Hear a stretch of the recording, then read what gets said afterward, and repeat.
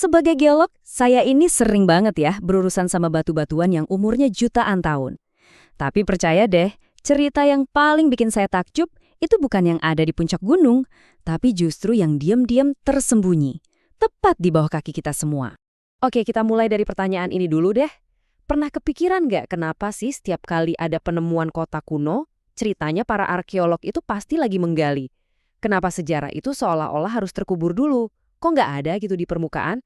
Jawabannya itu ternyata nggak sesimpel itu. Ini tuh lebih mirip tarian yang lambat banget antara manusia dan alam. Coba bayangin ya, ada peradaban, mereka bangun kota. Terus peradaban berikutnya datang, bangun lagi di atasnya, lapis demi lapis. Belum lagi kalau ada banjir sungai, wah langsung ketutup lumpur. Atau angin yang bawa debu dan pasir bertahun-tahun. Akhirnya alam yang menang. Tumbuh-tumbuhan mulai muncul, bikin lapisan tanah baru, dan tiba-tiba saja satu kota utuh bisa hilang gitu saja dari pandangan. Nah, kalau semuanya sudah terkubur, terus gimana caranya para arkeolog tahu harus mulai menggali di mana? Nggak mungkin kan mereka gali sembarangan? Semuanya itu dimulai dari kerja detektif model lama. Para arkeolog itu bisa berjam-jam mempelajari peta kuno atau catatan sejarah, cari petunjuk. Mereka juga jalan kaki langsung di lapangan, mata mereka itu udah terlatih banget buat nemuin hal-hal aneh, kayak pecahan keramik, atau mungkin warna tanah yang beda. Tapi, tambang emasnya itu, kalau mereka nemu tanah bangsa, ini istilah keren buat tumpukan sampah kuno, logikanya sederhana. Di mana ada sampah, di situ dulu pasti ada orang. Sampah bagi mereka, itu harta karun buat kita. Tapi, di zaman sekarang, kita punya sesuatu yang rasanya kayak kekuatan super. Kita bisa loh melihat apa yang ada di bawah tanah tanpa perlu menggali sama sekali. Nah, disinilah keahlian saya sebagai geolog jadi berguna banget. Lewat geofisika, kita bisa bikin peta bawah tanah sebelum skop pertama menyentuh bumi. Anggap saja ini kayak ronsen buat tanah. Jadi, bukannya menggali buta, kita bisa langsung fokus ke titik di mana kita tahu ada sesuatu. Ini jelas menghemat waktu, uang, dan yang paling penting, menjaga situs-situs bersejarah dari kerusakan yang nggak perlu. Oke, jadi kita punya dua kekuatan super nih. Yang pertama, magnetometer. Anggap aja ini kompas canggih yang bisa menggila. Jadi, kalau ada benda dari besi atau bekas tungku api kuno di bawah tanah, medan magnet di area itu kan sedikit berubah. Nah, alat ini peka banget dan bisa langsung mendeteksinya. Jadi, magnetometer ini ngasih tahu kita, hey, ada sesuatu di sini. Terus yang kedua ada GPR atau Ground Penetrating Radar. Ini bayangin aja sonarnya kapal selam, tapi buat di darat. Alat ini nembakin gelombang radio ke bawah, terus membaca pantulannya. Dari pantulan itu kita bisa melihat bentuk tembok, lantai, bahkan jalanan yang terkubur. GPR ini yang ngasih tahu kita, oke, sesuatu itu bentuknya begini dan letaknya persis di sini. Teori sih asyik ya. Tapi ayo kita lihat, gimana alat-alat canggih ini benar-benar ngebantu penemuan-penemuan yang luar biasa di dunia nyata.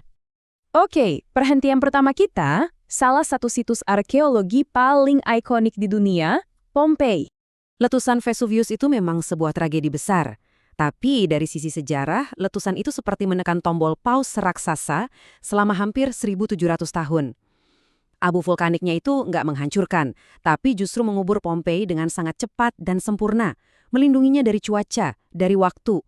Makanya, pas arkeolog mulai menggali, mereka nemuin rumah yang masih utuh, toko roti yang rotinya bahkan masih ada di dalam oven. Gila kan? Sekarang kita loncat ke era Renaissance. Ada sebuah misteri yang melibatkan salah satu orang paling jenius dalam sejarah, Leonardo da Vinci. Ini contoh yang keren banget, gimana petunjuk sejarah dan teknologi modern bisa memecahkan misteri 500 tahun. Jadi ada sketsa tua dari Da Vinci, isinya kayak denah lorong rahasia. Itu petunjuk pertamanya. Lalu para peneliti datang bawa GPR, mereka pindai area itu dan beneran ada. Tapi ceritanya nggak cuma sampai di situ. Konon terowongan ini dipakai oleh seorang duk untuk diam-diam mengunjungi makam istrinya. Jadi teknologi ini nggak cuma nemuin tembok, tapi juga mengungkap kisah cinta dan duka yang tersembunyi selama berabad adat. Oke, kita udah lihat apa yang bisa dibangun manusia. Tapi, bumi kita ini ternyata menyimpan rahasia yang jauh lebih aneh lagi. Penemuan yang satu ini jujur, ini mengubah semua bayangan kita tentang apa yang mungkin kita temukan di bawah tanah. Coba kita bayangin dulu skalanya. Terowongan-terowongan ini itu gede banget. Orang dewasa bisa jalan tegak di dalamnya. Dan ada yang panjangnya sampai lebih dari 600 meter. Itu lebih panjang dari 5 lapangan bola dijejarin. Bayangin, jalan di dalam terowongan sebesar dan sepanjang itu dan tahu kalau yang bikin itu bukan manusia. Ilmuwan menamainya Paleoburrows, dan buktinya, wah, nggak bisa dibantau lagi. Dinding-dinding terowongan ini penuh dengan bekas cakaran. Bukan cakaran biasa ya, tapi cakaran raksasa, dalam dan polanya khas banget. Ini tuh kayak sidik jari prasejarah yang cuma bisa ditinggalkan oleh makhluk-makhluk purba super besar ini. Jadi pertanyaannya, buat apa?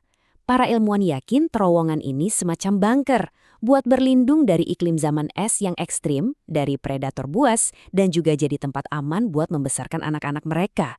Sebagai seorang geolog, saya takjub banget sama kemampuan hewan-hewan ini. Mereka benar-benar merekayasa lingkungan mereka. Mereka itu insinyur-insinyur prasejarah yang hebat. Nah, disinilah bagian paling menariknya. Rumah-rumah hewan purba ini tanpa disengaja jadi semacam kapsul waktu alami. Ruang bawah tanah yang mereka ciptakan itu stabil banget. Jadi bukan cuma fosil mereka aja yang awet, tapi juga apapun yang mungkin masuk ke sana. Bayangin, ada manusia purba yang pakai liang kosong itu buat berteduh, terus dia ninggalin alat batunya. Nah, alat itu jadi terlindungi dari hujan dan angin selama ribuan tahun, menunggu kita untuk menemukannya hari ini. Tanah di bawah kaki kita ini ibarat perpustakaan raksasa yang jutaan bukunya belum pernah kita baca. Mulai dari kota Romawi sampai sarangnya kungkang raksasa. Kita ini baru-baru baca beberapa halaman pertamanya saja. Kira-kira, apa lagi ya yang masih menunggu di luar sana?